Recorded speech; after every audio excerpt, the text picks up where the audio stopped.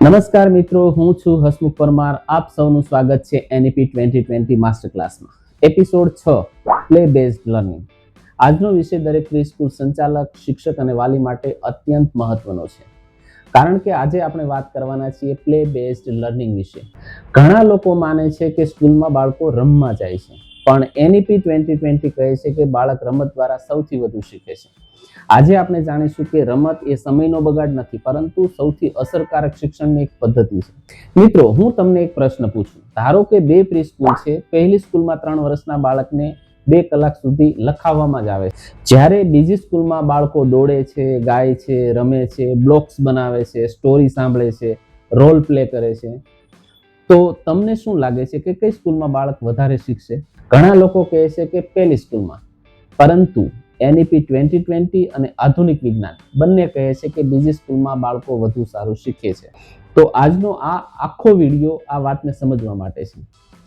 Play based learning એટલે શું? Play based learning એટલે રમત દ્વારા શિક્ષણ. એનો અર્થ એવો નથી કે બાળક આખો દિવસ માત્ર રમા જ કરે, પરંતુ દરેક રમત પાછળ એક શૈક્ષણિક હેતુ હોય છે. બાળકને ખબર પણ ન પડે અને તે શીખતું રહે. હવે જોઈએ કે બાળક રમત દ્વારા શું શીખે છે. મિત્રો, એક વાત યાદ રાખજો, બાળકનો પ્રથમ શિક્ષક પુસ્તક નથી, પણ એનો અનુભવ છે. જ્યારે બાળક બોલ ફેંકે છે ત્યારે ડિસ્ટન્સ શીખે છે, બ્લોક્સ ગોઠવે છે ત્યારે એ બેલેન્સ શીખે છે, મિત્રો સાથે રમે છે ત્યારે એ શેરિંગ શીખે છે, હાર જીતનો સામનો કરે છે ત્યારે ઇમોશન કંટ્રોલ કરતા શીખે છે, રમતમાં નિયમો પાળે છે ત્યારે એ ડિસિપ્લિન શીખે છે. એટલે જ રમત એટલે માત્ર મનોરંજન નહીં, પરંતુ જીવનનું પ્રથમ શિક્ષણ પણ કહેવાય છે. પ્લે દ્વારા બાળક શું શીખે છે? ચાલો જોઈએ એક સામાન્ય રમતમાંથી બાળક શું શીખે છે. કલરની ગેમ હોય તો રંગ ઓળખે છે, ભાષા શીખે છે, ધ્યાન કેન્દ્રિત કરવાનું શીખે છે. પઝલની ગેમ હોય તો વિચાર કરવાની એની ક્ષમતા વધે છે, પ્રોબ્લેમ સોલ્યુશન કરવાની ટેવ પડે છે, પેશન્સ આવે છે, ધીરજ આવે છે એનામાં. બિલ્ડિંગ બ્લોક્સ હોય તો એમાં એ ક્રિએટિવ બને છે, એની જે કલ્પના શક્તિ છે વધે છે, ફાઇન મોટર સ્કિલ વધે છે, ગણિતની સમજ પણ વધે છે. બોલ ગેમ્સમાં જોઈએ તો હેન્ડ આઈ કોઓર્ડિનેશન થાય છે, બેલેન્સ મૂવમેન્ટ થાય છે, ટીમ વર્ક અને કોમ્યુનિકેશન પણ થાય છે. જ્યારે રોલ પ્લેમાં જોઈએ તો બાળક છે doctor, teacher, police, farmer, shopkeeper, આ બધું રમતા રમતા બાળક સમાજને સમજવા લાગે છે. આપણે સૌથી મોટી ભૂલ શું કરીએ છીએ? આજે ઘણી જગ્યાએ 3 વર્ષની ઉંમરે બાળકને રાઇટિંગ બુક્સ, હોમવર્ક અને ટેસ્ટ આપવામાં આવે છે. સમયની સાથે થોડા ઘણું આપવું જરૂરી છે, પણ છતાં આપણે ઘણું બધું આપી દઈએ છીએ. મિત્રો, એક પ્રશ્ન પૂછો, શું બાળકના હાથમાં સ્નાયુઓ આટલું લખવા માટે તૈયાર છે? શું તેનું મગજ આટલું ફોર્મલ લર્નિંગ માટે તૈયાર છે? એનઈપીનો જવાબ છે ના. પહેલા રમત, પછી લખાણ, પહેલા અનુભવ, પછી પુસ્તક. હવે જોઈએ કે પ્લે બેઝડ ક્લાસરૂમ કેવા હોવા જોઈએ. એક સારા ક્લાસરૂમમાં એક રીડિંગ કોર્નર હોવો જોઈએ, એક બ્લોક એરિયા હોવો જોઈએ, એક આર્ટ કોર્નર હોવો જોઈએ, એક પ્રિટેન્ડ પ્લે એરિયા હોવો જોઈએ, એક મ્યુઝિક કોર્નર હોવો જોઈએ, એક નર્ચર કોર્નર હોવો જોઈએ, અને સૌથી મહત્વનું, બાળકો હસી શકે, રમી શકે, પ્રશ્ન પૂછી શકે એવું વાતાવરણ હોવું જોઈએ. અમારી પોઝિટિવ પ્લસ પ્રી સ્કૂલની વાત કરીએ તો અમે માત્ર ક્લાસ નથી લેતા, અમે એક્સપિરિયન્સ પણ આપીએ છીએ. મોન્સૂન ડેમાં બાળકો છત્રી લઈને રેમ્પવોક કરે છે, તેમાં આત્મવિશ્વાસ પણ વધે છે, ભાષા વિકસે છે અને સોશિયલ સ્કિલ પણ વધે છે. રથયાત્રામાં બાળકો ભગવાન જગન્નાથનું પાત્ર ભજવે છે, તેમાં રોલ પ્લે પણ થાય છે અને ભારતીય સંસ્કૃતિ પણ શીખે છે.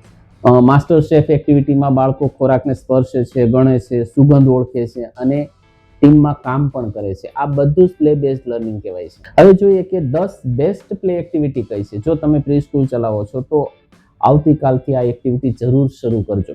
પહેલું કલર હન્ટ, બીજું શેપ હન્ટ, ત્રીજું ટ્રેઝર હન્ટ, ચોથું સેન્ડ પ્લે, 5મું વોટર પ્લે, 6થું ક્લે મોડેલિંગ, 7મું નર્ચર વોક, 8મું બિલ્ડિંગ બ્લોક્સ, 9મું મ્યુઝિકલ ચેર, 10મું રોલ પ્લે કોર્નર. આ એક્ટિવિટીઝ બાળકના brain, language, maths, social skill અને ક્રિએટિવિટી એક સાથે વિકસાવે છે. હવે શિક્ષકો માટેના ગોલ્ડન રૂલ જોઈએ. રમત દરમિયાન વધુ બોલશો નહીં, વધુ ઓબ્ઝર્વ કરો, જવાબ ન આપો, પ્રશ્ન પૂછો, ભૂલ બતાવશો નહીં, વિચારવા પ્રોત્સાહિત કરો, બાળકને લીડ કરવા દો, ટીચરને ફેસિલિટેટર બનો. અને વાલીઓ માટે પણ એક સંદેશ છે. પ્રિય વાલી મિત્રો, ઘરે દરરોજ 30 મિનિટ બાળક સાથે રમો. મોબાઈલ આપવાને બદલે બોલ આપો, પઝલ્સ આપો, સ્ટોરી બુક આપો, બાળકને સમય આપો. કારણ કે બાળક માટે તમારી સાથે રમેલી રમત સૌથી મોટી ભેટ છે. આજનો સૌથી મોટો મેસેજ, મિત્રો યાદ રાખજો, બાળક રમત બંધ કરે તો તેનું બાળપણ ધીમે ધીમે બંધ થઈ જાય છે, અને જે બાળપણમાં પૂરતું રમતું નથી તે ઘણીવાર શીખવાનો આનંદ પણ ગુમાવી દે છે. એનઈપી 2020 નું સ્વપ્ન છે હેપી ચાઇલ્ડ, હેલ્થી ચાઇલ્ડ અને ક્રિએટિવ ચાઇલ્ડ, અને આની શરૂઆત થાય છે પ્લે બેઝડ લર્નિંગથી. હવે 30 સેકન્ડમાં જોઈએ કે આખા વિડીયોમાં આપણે શું શું શીખ્યા. પેલું, રમત સમયનો બગાડ નથી, રમત જ બાળપણનું પ્રથમ શિક્ષણ છે. પ્લે દ્વારા બ્રેઇન ડેવલપ થાય છે, પ્લે દ્વારા લેંગ્વેજ, મેથ્સ, ક્રિએટિવિટી અને સોશિયલ સ્કિલ પણ વિકસે છે. પ્રી સ્કૂલ એટલે લર્ન વિથ પ્લેઇંગ. મિત્રો, આગલા એપિસોડમાં આપણે જાણીશું એક્ટિવિટી બેઝડ લર્નિંગ એ શું છે, શું દરેક એક્ટિવિટી શિક્ષણ બની શકે, અને એક સામાન્ય એક્ટિવિટીને લર્નિંગ એક્સપિરિયન્સમાં કેવી રીતે ફેરવવી. આ એપિસોડ દરેક શિક્ષક માટે ખૂબ જ ઉપયોગી છે. જો આજનો વિડીયો તમને ઉપયોગી લાગ્યો હોય તો આ વિડીયો લાઈક કરો, તમારા શિક્ષક મિત્રો, શાળા સંચાલક મિત્રો અને વાલીઓ સાથે જરૂર શેર કરો, કારણ કે રમતમાં જ બાળકનું ભવિષ્ય છુપાયેલું છે. હું છું હસમુખ પરમાર. ફરી મળીશું એનઈપી 2020 માસ્ટર ક્લાસના આગામી એપિસોડમાં. Thank you. જય હિન્દ.